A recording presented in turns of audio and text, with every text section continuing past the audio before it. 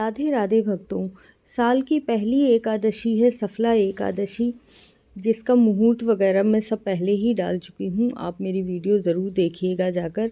सफला एकादशी जो आपके सारे कार्यों को सफल कर देती है, आपको मोक्ष का रास्ता प्रदान करती है और पृथ्वी लोक में भी सुखों को भोगते हैं आप।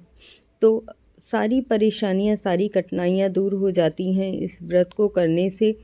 सफला एकादशी की कथा सुनना भी उतना ही ज़रूरी होता है जितना कि व्रत करना।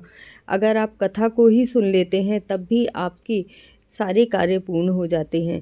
इस एकादशी से आपको पता चलेगा इसकी कथा सुनने से कि किस तरह से बहुत बड़ा यज्ञ करने से आपको जो फल प्राप्त नहीं होता है, लेकिन इस एकादशी को बहुत ही चित्त शांति से और प्रसन्न मुद्रा से पूरे भक्तिभाव के साथ यदि आप करते हैं तो आपको भगवान का आशीर्वाद अवश्य मिलता है।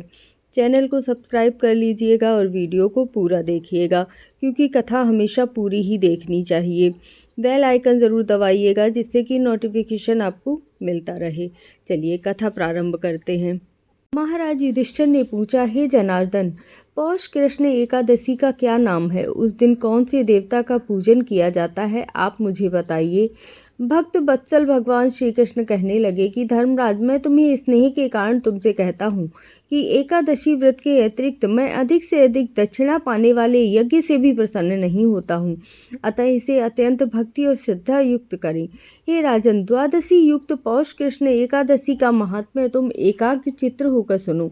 इस एकादशी का नाम सफला एकादशी है। इस एकादशी के देवता श्री नारायण हैं। विधि पूर्वक इस व्रत को करना चाहिए। जिस प्रकार नागों में शेषनाग, पक्षियों में गरुण, सब ग्रहों में चंद्रमा, यज्ञों में अश्वमेघ और देवताओं में भगवान विष्णु श्रेष्ठ हैं, उसी तरह सब व्रतों में एकादशी का व्रत श्रेष्ठ है। जो मनुष्य सदैव एकादशी का व्रत करते हैं वे मुझे परम प्रिय हैं।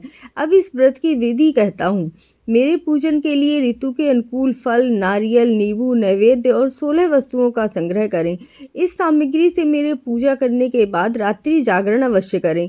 इस एकादशी के व्रत के समान यज्ञ, तीर्थ, दान, तप तथा कोई दूसरा व्रत नहीं है। 5000 वर्ष तप करने से जो फल प्राप्त होता है उससे भी अधिक सफला एकादशी का व्रत करने से प्राप्त हो जाता है। हे राजन, अब मैं आपको इसकी कथा का वर्णन करता हूँ। चंपावती नगरी में एक महिष्मान नाम का राजा राज्य करता था। उसके 4 पुत्र थे।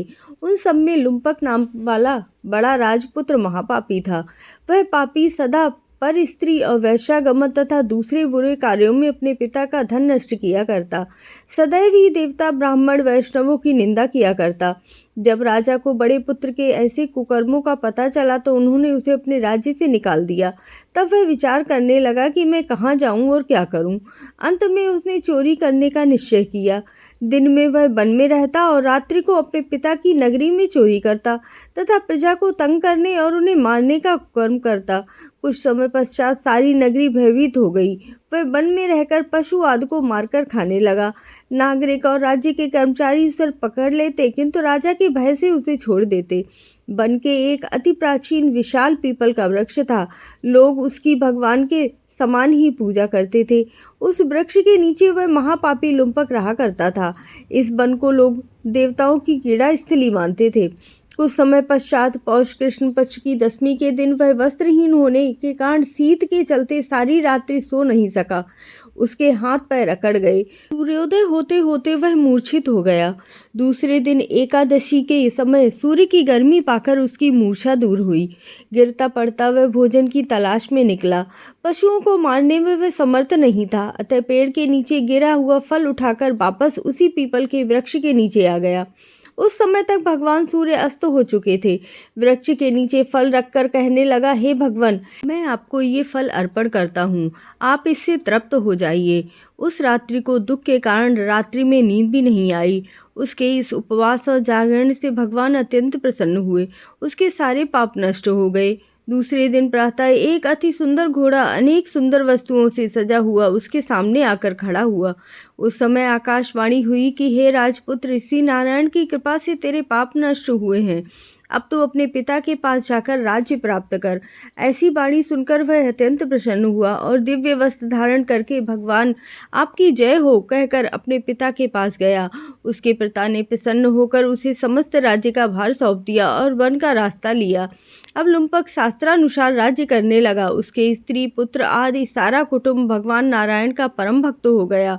वृद्ध होने पर भी वह अपने पुत्र को राज्य का भार सौंपकर वन में तपस्या करने चले गए और अंत समय में वैकुंठ को प्राप्त हुए। अतः जो मनुष्य इस परम पवित्र सफला एकादशी का व्रत करता है उसे अंत में मुक्ति मिलती है। जो नहीं करते वे पूंछ और सींगों से रहित पशुओं के समान हैं। इस सफला एकादशी के महात्म्य को पढ़ने से अथवा श्रवण करने से मनुष्य को अश्वमेध यज्ञ के बराबर का फल मिलता है।